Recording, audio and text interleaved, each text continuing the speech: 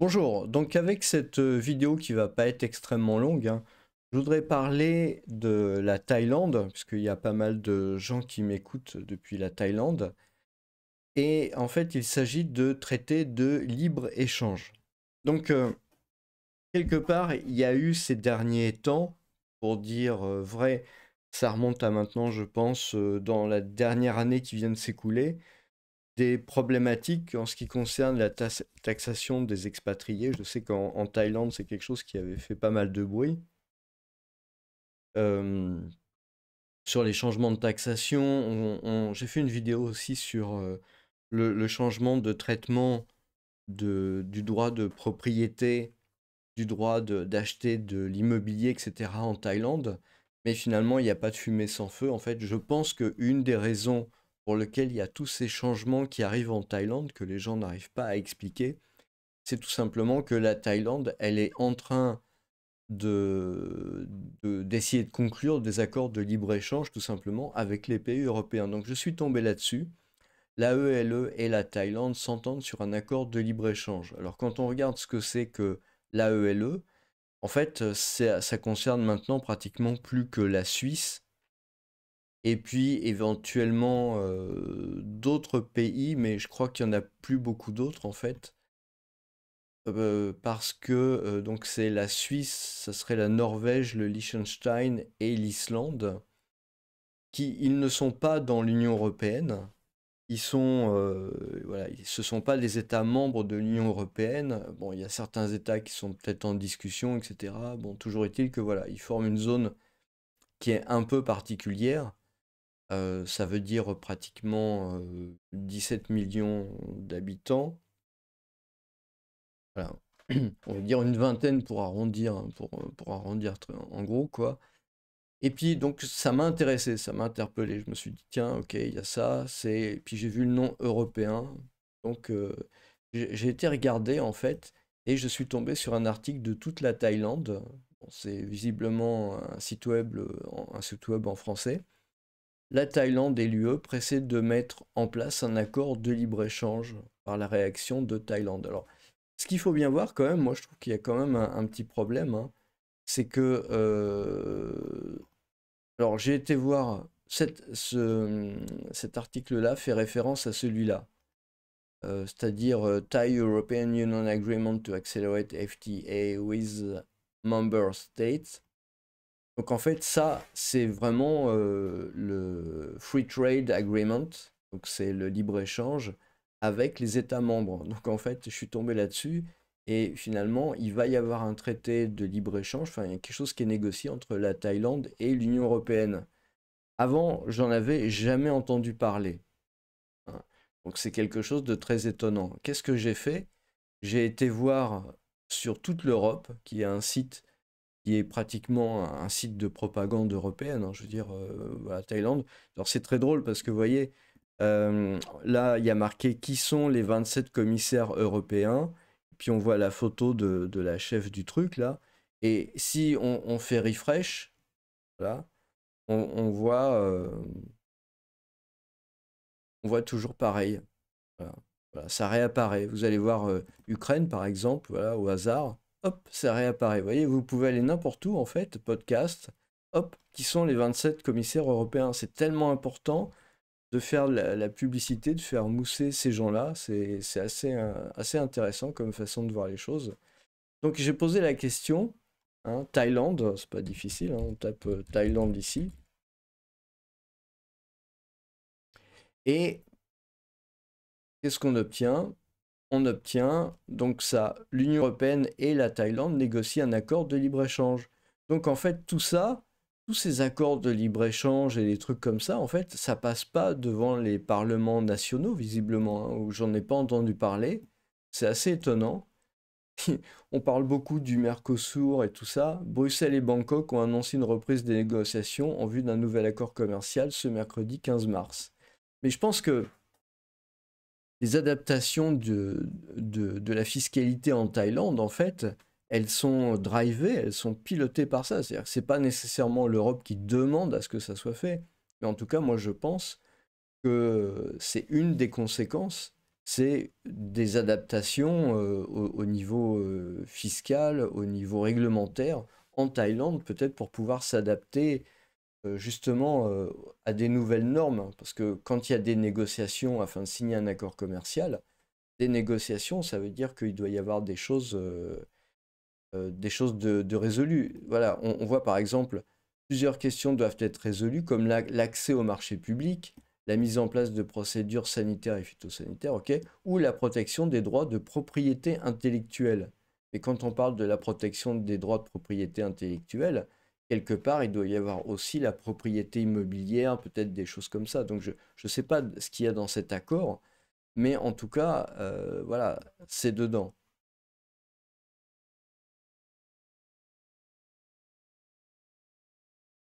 Et d'ailleurs, on voit bien hein, les parlements nationaux, c'est-à-dire c'est ça qui est très inquiétant finalement.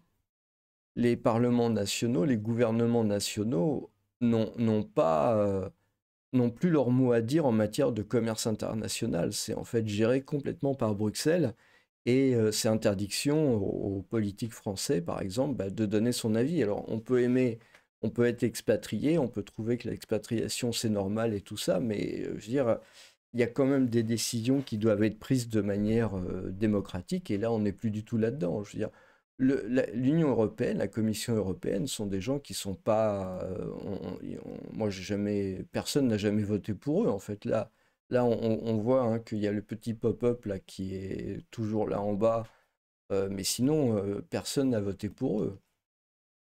L'Union européenne a une compétence exclusive en matière de commerce international, selon deux accords déjà signés en vigueur avec des pays de la région, Singapour et le Vietnam. Vous avez déjà entendu parler de ces accords de libre-échange avec Singapour et le Vietnam hein?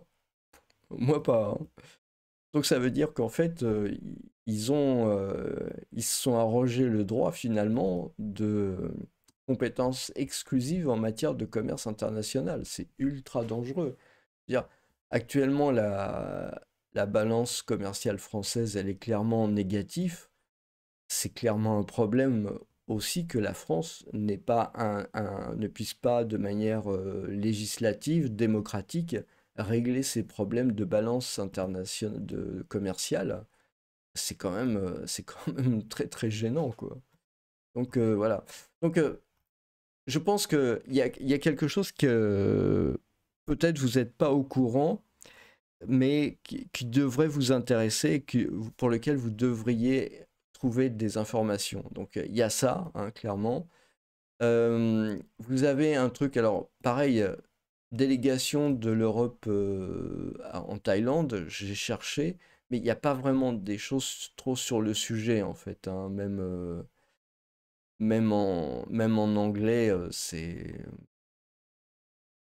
ça a l'air assez compliqué en fait de trouver les choses spécifiques pour la Thaïlande. Donc non seulement, voilà, c'est délégation de l'Europe en Thaïlande, ok. Donc en fait, ce qui se passe, c'est qu'en Thaïlande, vous avez probablement, d'abord, vous devriez avoir cette page web en favori, hein, pour vous informer continuellement de ce qui se passe, parce que éventuellement, ça peut driver, on va dire, des modifications localement à la Thaïlande. C'est-à-dire qu'il peut y avoir, même en Europe, hein, mais bon, là je pense surtout aux expatriés en Thaïlande, si vous voulez, à un moment donné, ces trucs-là, on n'en entend pas parler, c'est discuté voilà, à haut niveau, on va dire, pour être gentil.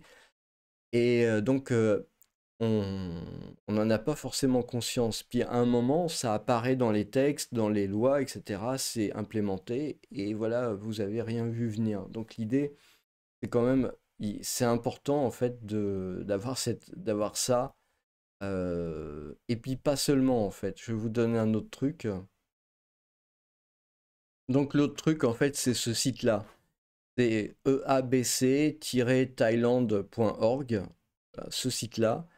European Association for Business and Commerce. Donc ça en fait c'est la chambre de commerce, disons, de l'Union européenne en Thaïlande. C'est particulièrement important parce que, et là c'est valable pour tous les expatriés qui ont, comment dire, une possibilité de se faire taxer en Thaïlande. Parce que généralement, vous avez les chambres de commerce nationales, par exemple la chambre de commerce française, suisse, belge, etc., enfin Benelux, etc., ou italienne. Voilà, vous avez des chambres de commerce, mais qui sont généralement réservées pour faire du business. C'est-à-dire que là, vous allez rencontrer vos futurs clients, des prospects, vous allez pouvoir trouver même des fournisseurs éventuellement hein, aussi, qui peuvent être intéressants dans la réglementation, dans ce genre de choses-là. Voilà, vous allez avoir quelque chose quand même de, on va dire, microéconomie des relations business. Par contre, les chambres de commerce européennes, elles s'occupent, si vous voulez, elles chapeautent, enfin, c'est pas qu'elles chapeautent les chambres nationales, c'est que elles s'occupent de tout l'aspect réglementaire et de relations entre le pays et les pays européens quelque part. Parce qu'on a bien vu que finalement, c'était l'Europe qui s'était attribué l'exclusivité en fait de la puissance souveraine, j'oserais dire, de gestion de l'économie et du business en relation et du commerce en relation avec les autres pays. Donc voilà, ça se passe plus au niveau national. Donc ce qu'il faut bien voir, bah voilà, c'est que on a voilà, c'est exactement ça. Vous voyez, UE-Thailand Free Trade Agreement FTA Survey Report 2024. Donc ça veut dire, voilà, on clique là-dessus. Vous pouvez faire download, hein, vous pouvez le voir. C'est en PDF. Je pense que ça va être en anglais, hein, évidemment, parce que c'est aussi ça la magie du truc, c'est que maintenant vous n'avez plus en langue nationale, c'est uniquement en anglais, alors qu'il n'y a pas d'anglais. L'Angleterre n'est plus là. Enfin, bon, bref. Donc, en fait, ça, si vous voulez, ça va vous expliquer le cadre réglementaire. Autant les chambres de commerce nationales, ça va vous expliquer, ça va vous aider à faire votre business au quotidien avec les prospects, etc., les fournisseurs, machin. Autant la chambre de commerce, normalement, vous n'y avez pas directement accès. C'est aussi ça la magie du truc, hein, c'est que euh, c'est c'est assez, comment dire, c'est assez brumeux, on va dire. C'est assez brumeux comme chose. Euh, Normalement, ça s'adresse plutôt aux autres chambres de commerce, etc. Mais vous pouvez quand même trouver, alors je vais essayer de vous le faire apparaître, voilà. Vous pouvez quand même trouver de l'information là-dessus et vous allez pouvoir savoir en fait qu'est-ce qui est discuté. Et avec ce qu'est-ce qui est discuté, vous allez pouvoir peut-être trouver des réponses. Par exemple, bah, si vous voulez acheter de l'immobilier, éventuellement, il peut y avoir là-dedans des choses à propos de la fiscalité, etc. Et donc vous avez un rapport comme ça, 15 pages. Bon, évidemment, bon, enfin, évidemment c'est en anglais, hein. Vous voyez, donc en fait, ils font référence à toutes les chambres de commerce nationales, belges, Benelux, françaises, allemandes, grecques, etc. Et donc là-dedans, vous avez, voilà, donc les attentes, qu'est-ce qu'il doit y avoir comme changement. Donc c'est important, hein. Si vous voulez prévoir un peu à l'avenir, euh, quels sont les sujets qui sont importants pour le business, pour le traité de libre-échange. Donc là, on va peut-être voir des choses. Donc 5, c'est le plus important, et 0, le moins important. Donc tout est plus important. Bon, je plaisante. On peut regarder comme ça, comment dire, je vais prendre un exemple. Transparency and Good Regulation Practice. Donc ça veut dire transparence et bonne pratique de réglementation. Là, c'est très, très obscur, hein. Ça peut recouvrir à peu près tout et n'importe quoi. Regulatory Cooperation, bon, pareil, hein, c'est régulation, voilà, il faut que ça soit honnête, il faut que ça soit coopératif, etc. Euh, Protection, voilà, c'est ce qu'on a vu, protection du droit de la propriété intellectuelle, la libéralisation des investissements, les échanges digitaux. Donc, libéralisation de l'investissement, éventuellement, ça peut toucher l'immobilier. hein. On voit que la note, elle est à 3,70, hein, 3,70.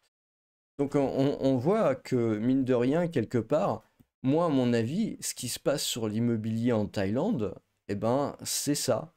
Investissement, libéralisation.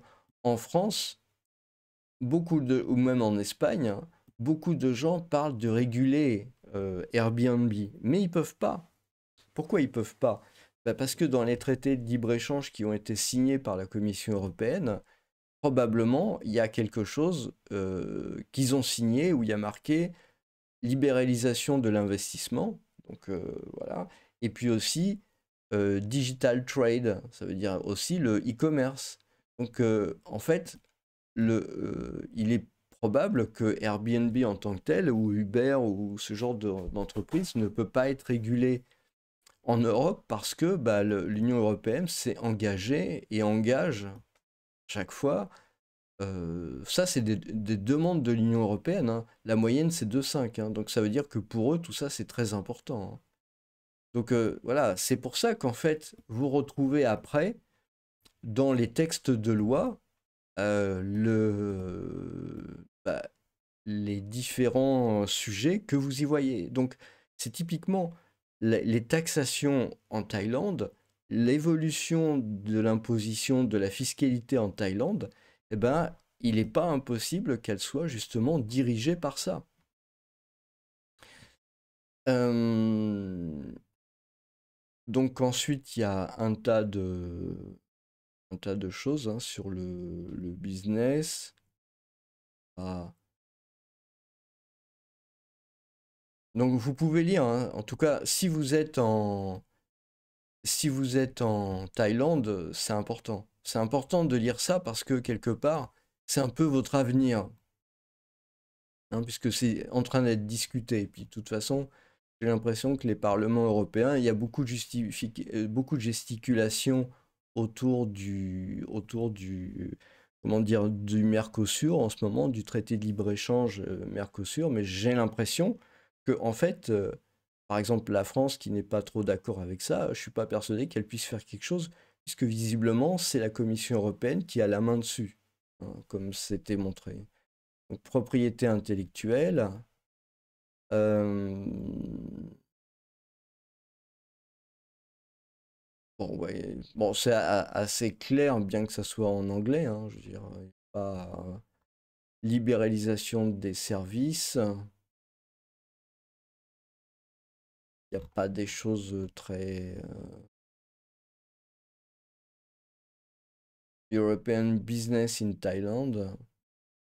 Bon, ça, c'est transparence, ce qui est important, voilà, transparence et les règles. On est à peu près dans le même genre de choses. Enfin, c'était le résumé, hein, donc là. Euh,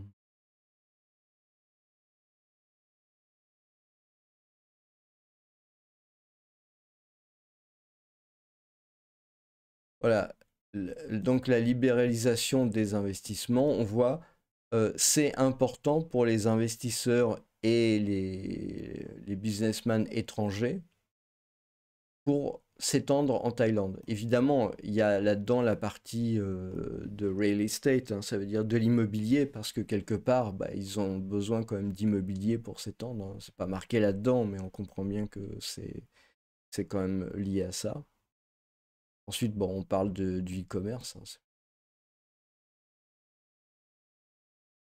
Donc là, ensuite, vous avez, voilà, vous avez le website, hein, de l'organisation. Donc moi, je vous recommande vraiment fortement de, d'avoir un onglet sur ce site, hein, qui est très important. Qui est très important parce qu'encore une fois, il ne concerne pas la vie quotidienne, mais il concerne les futures régulations. Donc à partir de ça, vous pouvez commencer déjà à avoir des informations. Et puis aussi, ce qui peut être intéressant, c'est il peut y avoir des événements.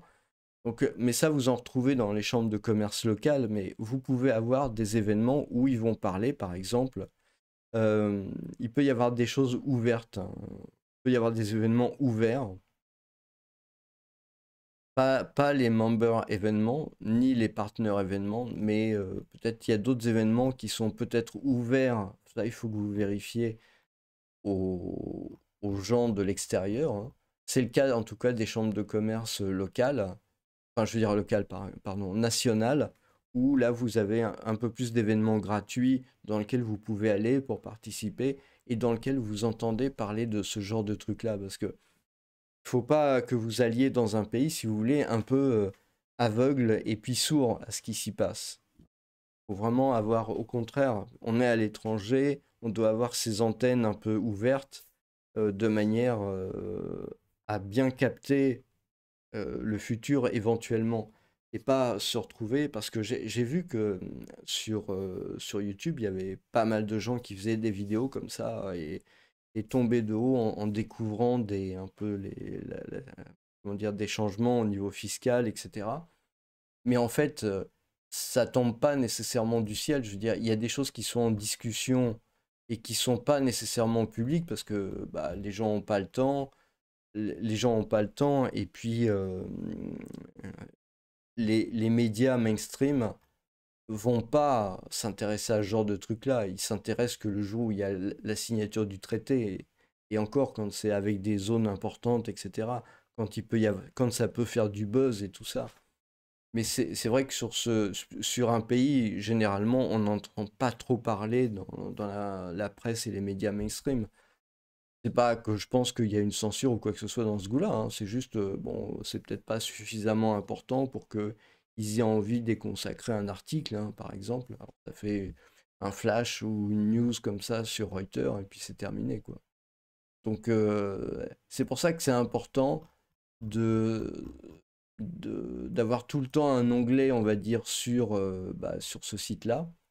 Et puis, sur ce site-là, je remets l'URL ici. Et puis ensuite, bah, de votre chambre de commerce nationale, hein, voilà, qui était donnée là, hein. Vous avez pour chaque pays, en fait, donc là, Belgian, par exemple, française, et puis normalement, il doit y avoir. Il n'y a pas Suisse, tiens, il n'y a pas la Suisse.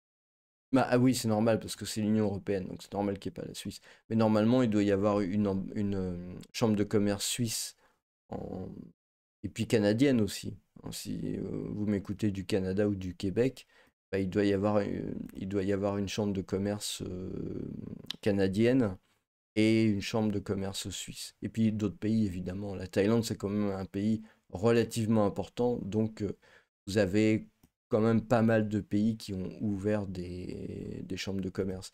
Donc voilà, il faut que vous vous inscriviez au moins, si vous êtes français, bah, à la chambre, à la FTCC. Et puis si vous êtes belge ou luxembourgeois, bah, à ce moment-là, la BILUTAI, et voilà, etc. Et il faut suivre les événements, il faut quand même y aller au moins une fois par an. Et quand je dis une fois par an, c'est vraiment le minimum si vous ne pouvez pas faire autrement, euh, de manière à quand même vous tenir au courant des évolutions envisagées. Des fois, il y a des bruits de couloir qui courent. Non, mais c'est vrai, hein. Il y a des gens qui sont au courant, qui eux travaillent en fait sur ces trucs-là, hein, qui discutent, qui connaissent d'autres gens, comme ça. Donc vous pouvez avoir des informations que vous ne trouverez pas sur Internet, que vous ne trouverez pas sur les forums, parce que la plupart des gens n'en parlent pas, même personne n'en parle sur Internet. Sur Twitter, si vous avez de la chance, vous arriverez à récupérer. Éventuellement, il peut y avoir LinkedIn aussi, sur lequel vous pouvez trouver ce type d'informations, mais bon, voilà, il faut que vous soyez en relation avec les bonnes personnes, donc c'est pas nécessairement évident. Euh, donc voilà en fait un peu où je voulais en venir. Donc voilà, si vous êtes en Thaïlande. Alors, si vous êtes dans d'autres pays, enfin je pense qu'à ce stade-là de la vidéo, il n'y a plus que des gens qui sont en Thaïlande, et encore quelques rares qui arrivent à supporter.